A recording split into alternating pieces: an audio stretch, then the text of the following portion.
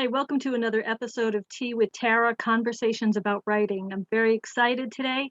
On the show, we have Dr. Brian Fanelli, who is a fantastic poet. He is also a friend of mine. And Brian's most recent book is Waiting for the Dead to Speak by NYQ Books, winner of the Devil's Kitchen Poetry Prize.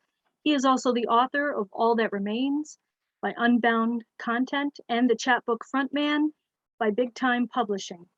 Additionally, he co-edited the anthology Down the Dog Hole, 11 Poets on Northeast Pennsylvania by Nightshade Press.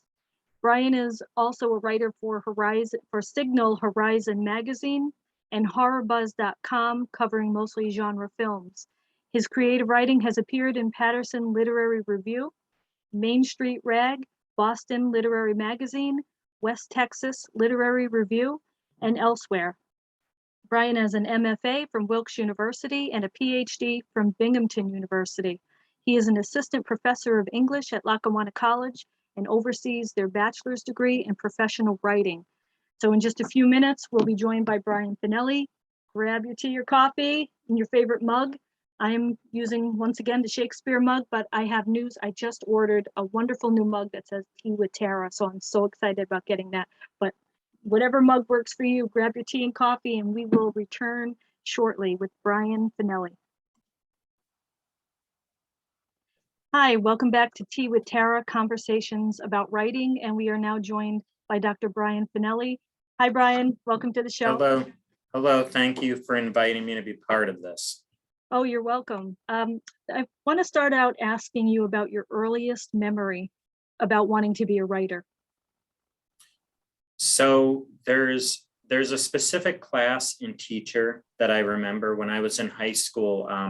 I took two classes that really impacted me, creative writing and also a journalism class. And they were both taught by the same teacher, Mrs. James, and she was just wonderful. I got to work on the school newspaper.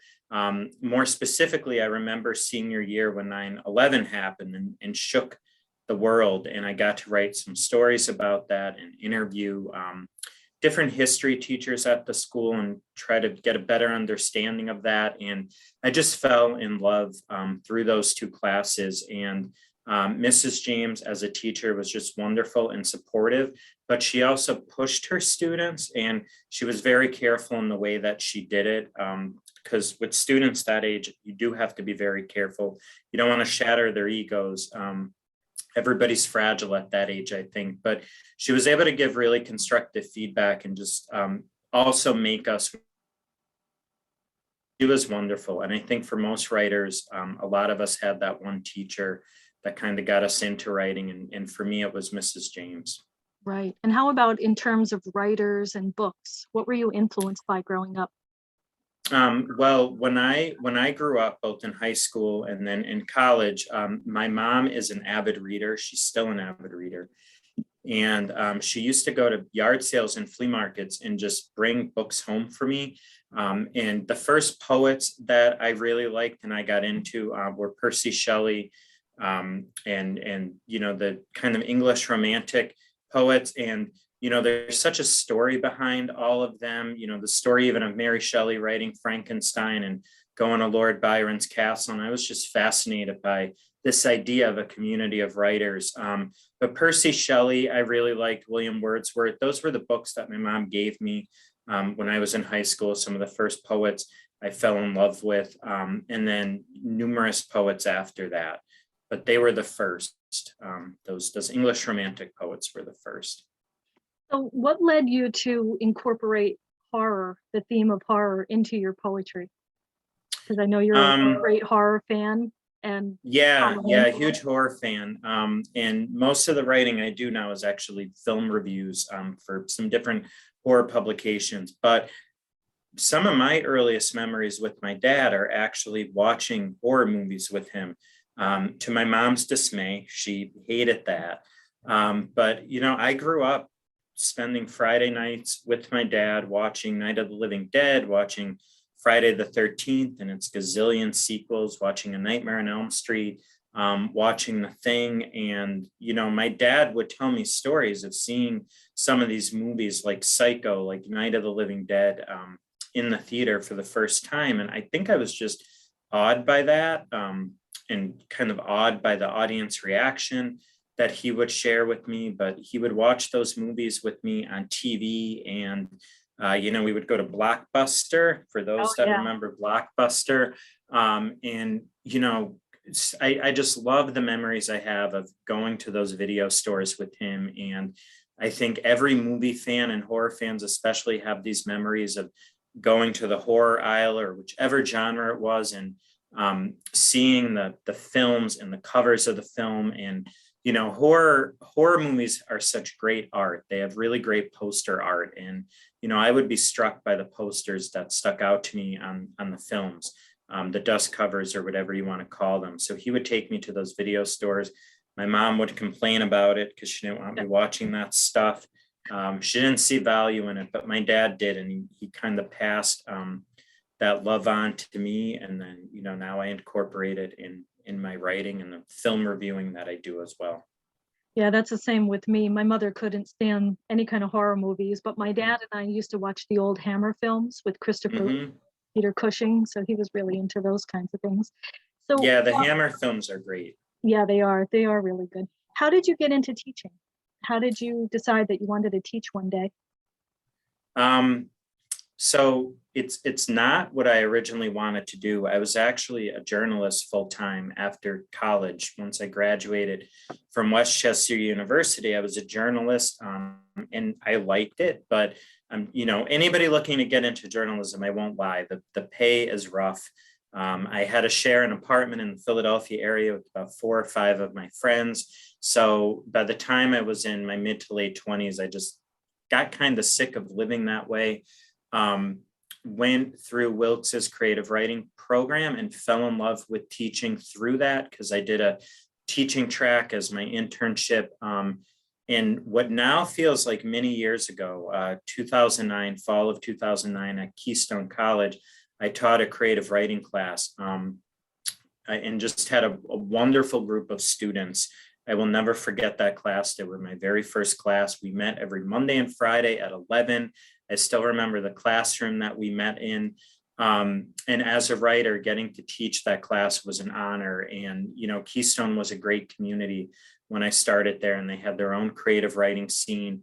So I started there as an adjunct, and then eventually moved to Lackawanna College full time, and now kind of oversee our 4-year professional and creative writing program. And, I still love teaching ever since I started doing it back in 2009. And what So courses? it was just a career shift, I think, for me. What courses are you teaching at Lackawanna? I teach a number of courses. I teach a number of our creative writing classes, everything from poetry writing to intro to creative writing, a lot of different literature classes, American literature, African American literature, environmental literature, and one of my favorites, horror literature and film. So quite a few classes, and we rotate them every Did you few get to semesters. develop any of your own courses at all? I did, yeah. The environmental literature, the horror literature and film class, and also African American literature. I developed all of those. Also prose writing class, where we do nonfiction and fiction writing. I developed that too. Any courses you like teaching better than others?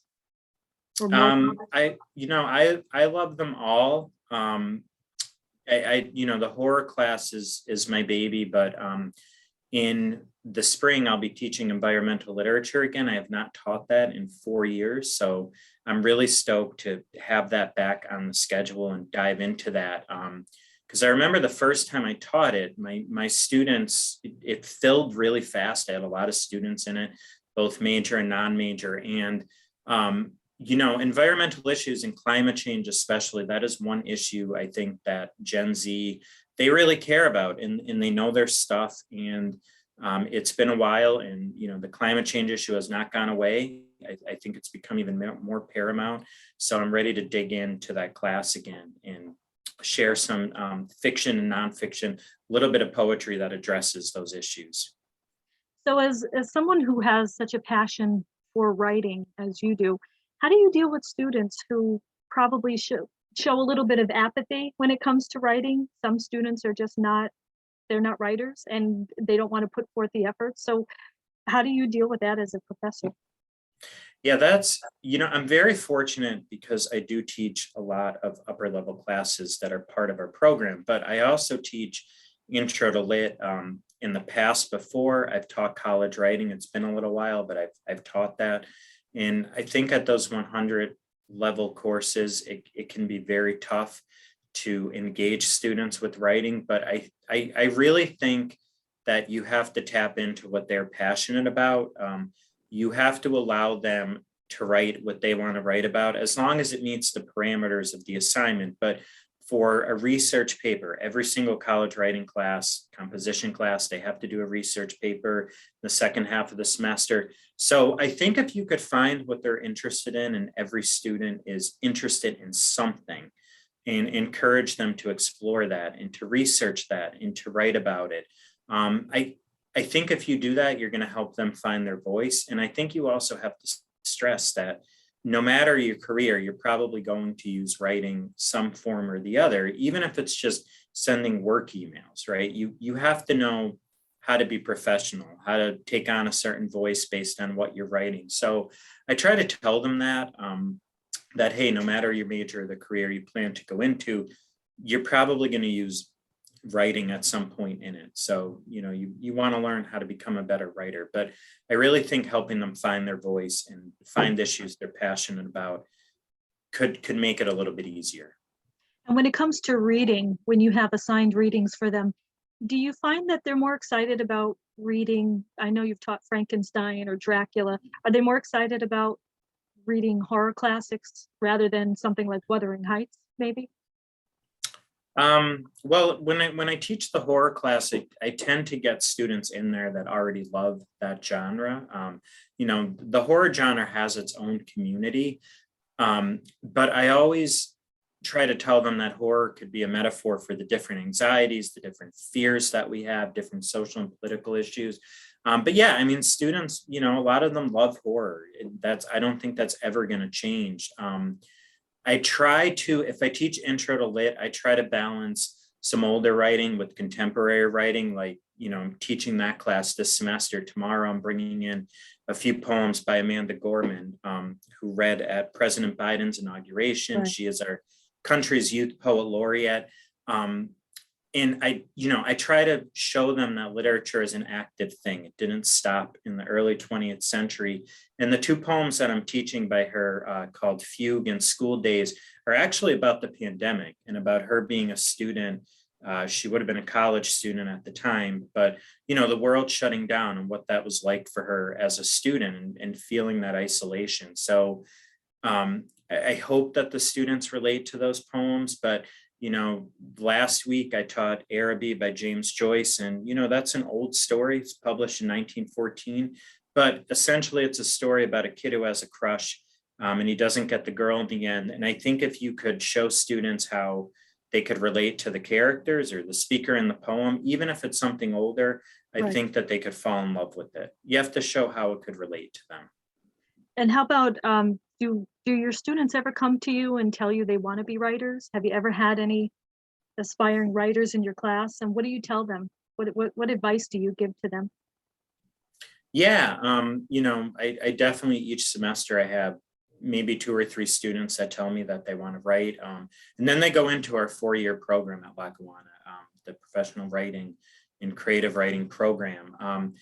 Personally, I try to hone in on the students that I know are interested in literature and writing, and I try to encourage them to join our program. But I even tell students that maybe don't want to go into that major, but they like writing. I tell them, take one of our creative writing classes or take more literature classes as an elective. So yeah, every semester I have a few students. I think more and more students are getting turned on to creative writing. Maybe it's the pandemic, I'm not sure what it is, but I'm seeing more students interested in poetry, especially. 10 years ago when I tried to teach poetry in my classes, students hated it. But I think with the rise of Amanda Gorman and some other poets, students are really warming towards it and they want to learn it. And, we have a poetry writing class. I tell them to take it. But for students that are in our major, I'm honest with them and I tell them that, you also have to think about what you could do as a career, because I don't want them to have $50,000 in student loans and not a way to pay that back. So, I tell them, what could you do with a writing degree? You could teach if you want to go that route. You could be a social media content writer, technical writer, grant writer. There's lots of things that you could do. But I am honest with them that yes, you want to do your creative writing, but you have to think about what's also a viable career option as well. Right. Yeah, that's true. There's so many student loans to pay off, and sometimes Yeah. you just don't become Stephen King overnight, right?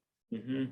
Yeah, So and I tell them that, I stress for especially our writing students that are juniors and seniors that have kind of been at it for a little while. They've taken a lot of classes, they've done open mics and things like that. I stress to them that it's not a marathon. And some of our seniors, like I teach, it's our senior seminar in writing, and I require that they research literary journals and magazines and write a cover letter, send out their work. But I tell them that rejection is going to be part of the game, and more often than not, they're probably going to have rejections more than acceptances. But don't be discouraged, because I think for young writers, especially when those rejections pile up, it can be discouraging. But I tell them that this is a marathon, and as long as I firmly believe that as long as you sit down, you keep at it, you write every day, you also find a writing community of some sorts that things will eventually work out. yeah, that's what I also like to tell people, because I think in this age of technology and instant gratification, I think sometimes the younger generation has an idea that, oh, well, this just has to happen right now. And with writing or Mhm. anything in the arts, I mean, it doesn't happen overnight. You've got to stay with it Ye- and work with it. Yeah, I think that's a great point, Tara. And I think it's a negative thing that we do live in this culture, in this society where we want everything right now. But writing is not like that, Yeah. especially if you're going to do something like novel writing or memoir writing. That's a process, but that's true of other genres of writing too. And getting back to film reviews, you do horror movie reviews. What do you think makes a good horror film? And how do you think the current films today stack against the classic ones? Because so many people today some people are turned off by horror movies today because of all the gore, all of the blood, all of the guts, and all of that other stuff, where they say you don't need that to make a good horror film. So how do you, what do you think about that? I mean, number one, I think horror should be entertaining. I think at the end of the day, Stephen King once said that it's a safety valve. It helps us deal with our real world anxiety. So I do think that horror should be entertaining. First and foremost, my dad was entertained by those movies. That's why he watched them with me. But I've also always been drawn to directors like George Romero and his zombie movies that have a social and political undercurrent to it. That's just me personally. I know not everybody likes their horror in that vein. But that's what I'm drawn to. And I actually think that the genre right now is kind of in its third golden age. So there was a golden age of American horror with the Universal films in the 30s, then another golden age in the 60s and 70s with John Carpenter, George Romero, Tobe Hooper, all of those filmmakers, Wes Craven doing really innovative DIY kind of stuff. Their films became really big, like Night of the Living Dead, Texas Chainsaw, but we forget they were all shot on a shoestring budget by young guys right out of film school. But I do think right now that horror is in kind of another golden age here. And it's exciting. There's really good stuff coming out. I'm personally not as interested in all this rebooted slasher stuff like Halloween, Oh, yeah. Scream. I did like the new Scream. It was fun, but I'm more interested by a lot of the young up and coming filmmakers. I just covered Sundance for Horror Buzz, and there were a ton of genre films at that, not only in the midnight section, like the midnight section of Sundance is usually where they premiere the horror stuff. But even the regular films, there was a lot of horror stuff in the film that won the grand jury prize, Nanny. That's a horror film. So a horror film this year won the grand jury prize, and that director just signed the deal with Jordan Peele's film company. So you're going to be hearing from that director a lot more. And I just think there's a lot of young directors, a lot of young female directors too, doing really exciting stuff right now. So I think the genre is in a good place right now. And it's open to people that it didn't used to be open to. And how do you think writers like Stephen King, I'm always interested in wondering how do you think they come about writing the kind of material that they do? I mean, where does that come from? Where do you go to as a writer? Is there some dark place within all of us, within somebody like Stephen King, or is this driven purely by imagination? I mean, how do you draw on that to write? Um, well, I think for him, number one, he grew up reading those 50s horror and sci-fi magazines. And he's talked about it a lot over the years that he kind of fell in love with those pulp magazines and kind of the imagination in some of those stories. He grew up reading people like Richard Matheson, who wrote I Am Legend, and H.P. Lovecraft. So I think for him, he was just drawn to that stuff as a kid and what he was reading, and some of those pulp magazines, which you can't find anymore, but they published writers like that. So I think he just came of age during that and fell in love with those writers and those magazines. But for him, if you think of some of his most well-known story, like The Shining, which ultimately is a book about father and sons and alcoholism, he had his own demons with alcoholism. So I think that book for him was very personal.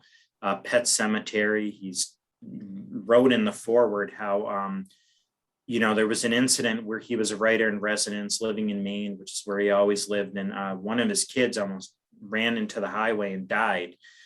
So as a father, him kind of worrying about the safety of his children and morality, all that stuff that shows up in Pet Cemetery, that was very personal for him. He said that was the darkest book he ever wrote. Didn't do a lot of publicity when it came out, but now I think we look back, it's one of his best books. So I think for him, he used some of his stories to address his personal demons, his own fears. But I just think he was always drawn to horror. And I think people that love horror, it's just a thing for us, for writers like him, for whatever reason, we're drawn to it. And maybe it's fun to imagine a world of horror, because the real world is very scary. Yeah, that's especially true. right now. So Yeah. it's fun to escape into an imagined world, I think. And have you ever written a horror book at all? Have you ever attempted to write horror fiction besides Yeah, poetry? I've written horror fiction, not in a while, but I have. Yeah. And how do you suffer from, or how do you suffer? How do you handle writer's block if you get it? Do you get it?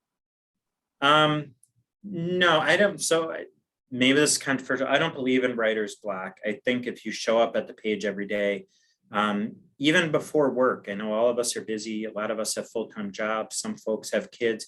But if you set a timer on your phone or your watch or whatever, and you just sit down at the page for 10 or 15 minutes a day, I think eventually something's going to come. It could be the start of a poem, the start of a short story, an essay. So I think it's a matter of making time for it. And for me, that's the biggest challenge with a full-time job, teaching 4 or 5 classes, grading a lot of student work, and really wanting to give it substantive, meaningful feedback. For me, the hard part is finding time for writing. But I developed a process a long time ago, I think going back to college as an undergrad, and having creative writing workshops and just writing in the morning, even if it's only for 10 or 15 minutes before your day gets going, before your mind starts getting blocked with everything else you have to do in the course of a day.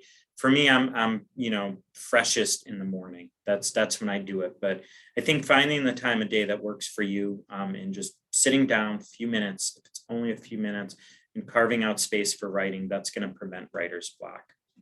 And how do you choose the topics that you want to write about? So when you're writing a poem, because I've written very few poems in my life. I don't feel that I'm any good at it. Not that I'm a good writer at all, but I really can't do poetry. I know some people think you can, but I don't feel like I can. But you can write poetry. No, you I've you read could write poems. poetry too. No, so how do you come up with your topics? What do you do to get yourself going on a new poem? So one thing that helps me is prompts. I know not everybody is a fan of prompts. I am. And one thing I do with my creative writing classes is typically at the start of every class, I'll give them a prompt. I write with them. And over the years, I've generated a lot of poems. Every day we start with a prompt.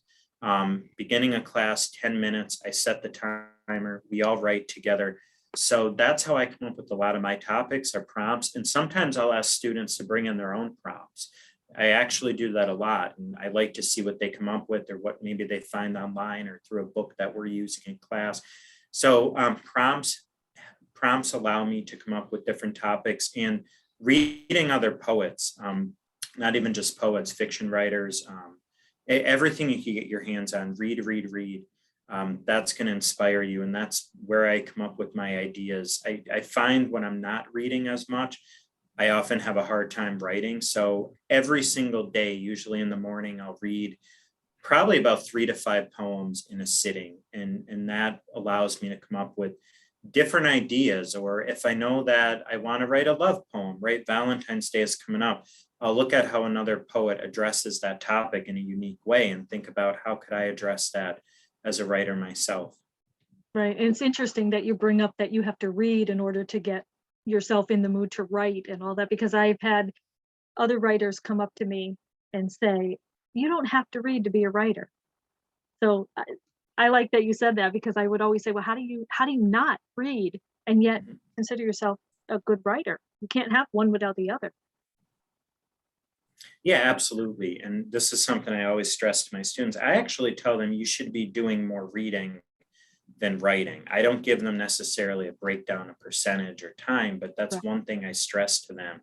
You should be reading more than you're writing, and don't just read in the genre that you mainly write in. If you're a poet, still read nonfiction, fiction, whatever you could get your hands on. Fiction writers, I tell them read poetry because it's going to teach you about word choice, compression, language, figurative language, metaphor, and simile. All of those tools you could use in prose as well. But yeah, absolutely. I just feel if you're going to be a writer, you should be doing more reading than writing. And I just want to throw this one at you because I've had a couple people say, I hate Emily Dickinson. She's not a poet. She can't. What do you think of Emily Dickinson? I Besides, like Emily Dickinson. even the dashes? You like the dash? Yeah. I use dashes in my own poetry sometimes. But I like her and I like teaching her. And it's a really strange thing when you teach her. I always include her in American literature, and students are drawn to her. I think that they find her poetry accessible in a good way. And she writes about huge issues that are still relevant, faith a lot. She also writes about doubt a lot. She writes about nature a lot. So, yes, she's a 19th century poet, but the stuff she wrote about, especially for young people, it still resonates. And they're always drawn to the story about her, being a hermit, this woman in the white dress who would barely come out of her house. They love kind of the mystique around Emily Dickinson. And I think that's a cool factor with teaching her, getting to talk about that as well. So what is a typical day of writing like for you? How do you go? Well, you said you were a morning writer, right? So, but do you have any writing quirks? Like, do you have any, statues of Edgar Allan Poe around or something like that? Something that gets you? No, I don't. I don't have any statues of writers around or anything like that.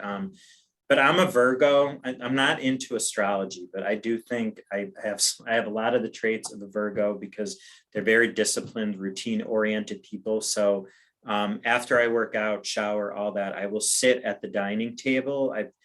For years, I've always had to sit at a dining table to write. I have no idea why. And I'll journal first. So I'll do like 1 or 2 pages of journaling just to get my mind on the page. Could be about anything, just how I'm feeling that morning, whatever it is, my thoughts about how the day is going to go. Then, as I said, I'll always read 3 to 5 poems in a sitting. And then I don't necessarily draft a poem every day, but when I do, I do not type out my poems first. I always handwrite them. I think for me, it's because about the rhythm. I like to count the syllables. I'm very conscious of how I'm breaking the lines, where I'm breaking them. So it's just easier for me to write poetry on the page in terms of rhythm and sound. And then later I'll type them out, I'll revise them. So that's how kind of my poetry process works. Now, with the film review stuff, I write for a few different places, and I'm a staff writer for a few different places. I typically review anywhere from 1 to 3 films a week. So, I watch a lot of screeners. Actually, before this call, I watched one, and I have to do that fast. So, the turnaround on that stuff is really quick.